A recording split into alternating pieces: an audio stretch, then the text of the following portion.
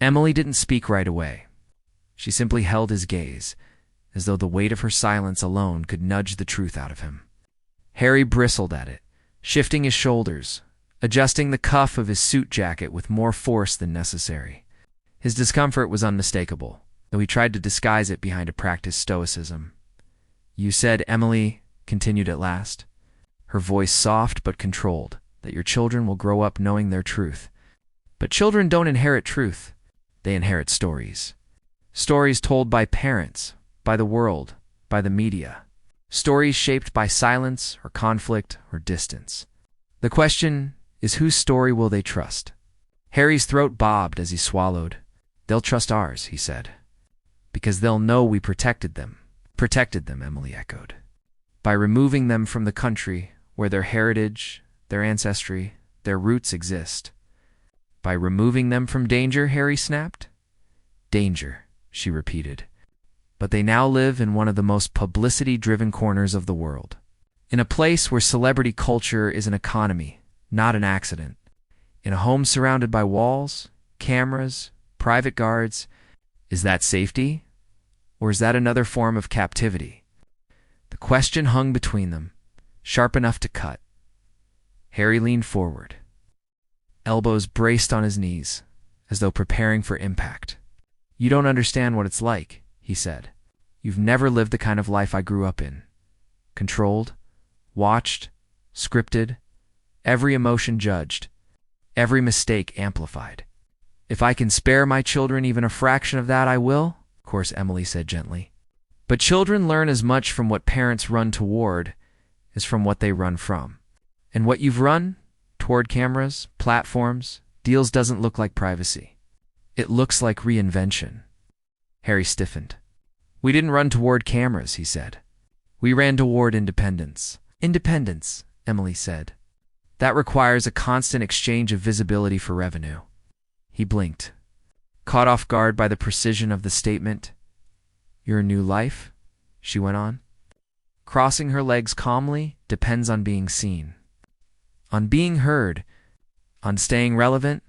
That's not a criticism. It's a structural fact. And your children are growing up inside that structure." Harry opened his mouth to protest, but she raised a hand not to silence him. "But to steady the rhythm of the conversation, I'm not accusing you of exploitation," she said quietly. "I'm asking whether you've built a world where your children are inevitably part of the spotlight you claim to fear." Harry stared at her, jaw tight. For a moment, the defensiveness faltered, placed by something more raw uncertainty. Doubt. It flickered fast, but Emily saw it. The control room saw it. Even the studio lighting seemed to catch it for a brief second before it disappeared behind the familiar armor. "They're not part of the spotlight," he insisted. "We're careful. We decide when they appear." "Exactly," Emily said. "You decide. And one day, they'll be old enough to ask why the story of their childhood, this war you keep referencing, is being told around them before they even understood what it was." Harry inhaled sharply. But before he could answer, Emily leaned back, changing the angle of her gaze. The tension eased slightly, not for Harry's comfort, but to transition the narrative. "You've spoken a great deal," she said, "about cycles. Trauma, history repeating. You've said you're fighting so your children don't grow up as you did." "It won't," he said quickly. "Too quickly.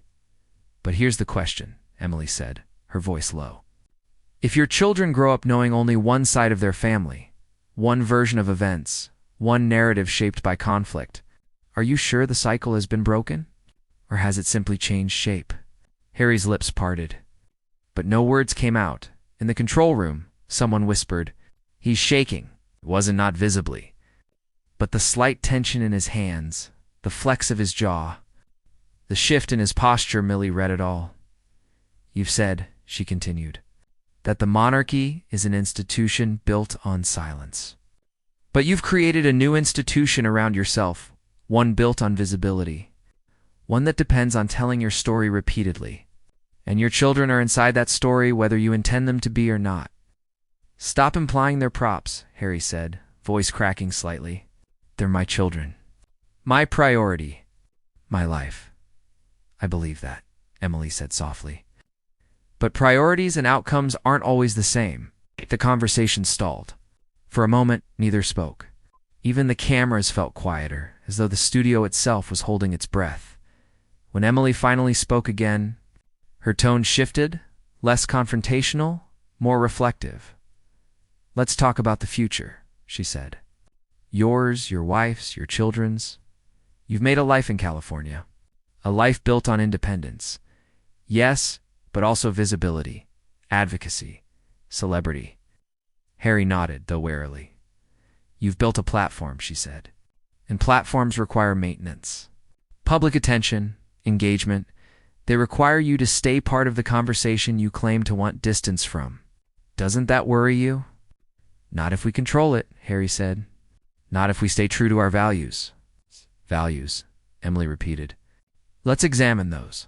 You've spoken about mental health, about supporting veterans, about systemic change. Do you believe your work can be separated from your personal narrative? Or are they fused now, your causes inseparable from your conflict?"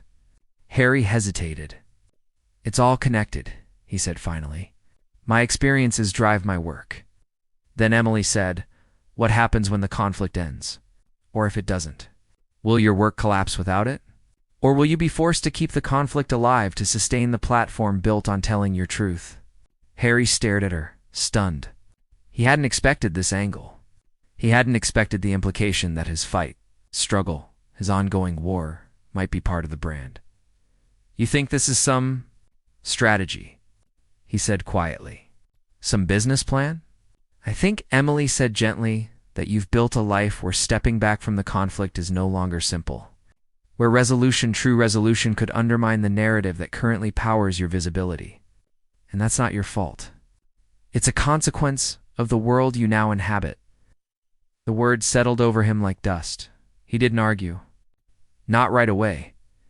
When he finally spoke, his voice was quieter than it had been all night. "I just wanted peace," he said. "For me, for Megan, for our family, I wanted something normal, something real." Emily softened, just slightly. "Normal is hard, Prince Harry, for anyone. But for someone whose entire life has been defined by extraordinary circumstances, normal isn't a destination. It's a negotiation." He looked at her, searching for something: agreement, understanding, absolution. "It wasn't clear. I didn't ask for any of this," he said. "I didn't ask to be hunted, or hated, or followed. I didn't ask to be the spare." "No," Emily said quietly. "But you are asking the world to accept one version of your story, and the world will ask questions. That's how trust works." Harry's shoulders slumped, just a fraction. Emily leaned forward, her tone now almost maternal. "Let me ask you this, Prince Harry. If your children, years from now, sat across from you and said, 'Why did you fight so publicly? Why did you tell the world everything?' What would you say?" Harry looked down at his hands. For the first time, he seemed genuinely unsure. "I'd say, I did it to protect them, to make things better. And if they ask," Emily said softly, "why the war never seemed to end." He didn't answer. Couldn't. The silence stretched, fuller now, more human, less combative. Something in him seemed to deflate, the tension loosened by the weight of a question he'd never allowed himself to consider. Emily picked up her pen again. But she didn't write anything. She simply held it, as though acknowledging the fragility of the moment. "Prince Harry," she said gently, "do you think you'll ever lay down the sword?" He exhaled slowly, eyes fixed on a point beyond the cameras. "I don't know," he whispered. And for the first time all evening, the war his war felt less like a battle and more like a burden. A burden he carried into every room, every interview, every chapter of his life, and one he wasn't sure how to put down. The lights bright, unblinking, held him in place. Not as a prince, not as a rebel, but as a man trying to outrun a shadow that kept pace no matter how far he fled,